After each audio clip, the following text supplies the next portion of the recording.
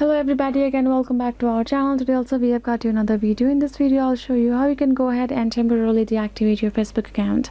But before that, please do make sure to like our video, subscribe our channel, and yes, without any further delay, let's go ahead and step into our video. So after the new update, even if you go to your Facebook and go to this profiles with 3 hours underline, go to the settings option, you won't be able to find any information and option where you will be able to deactivate your account, right?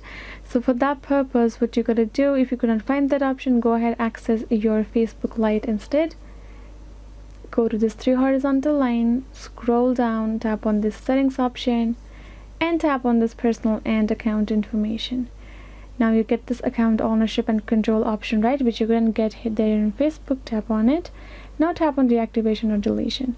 Is it in deactivate account by default? Go ahead, tap on continue. And now you will have to enter your password for the security measure, which is good for you as well. Now go ahead, type in the password that you created while creating an account, tap on continue, and you are good to go. You will be able to deactivate your account for as long as you want, and you can come back whenever you want.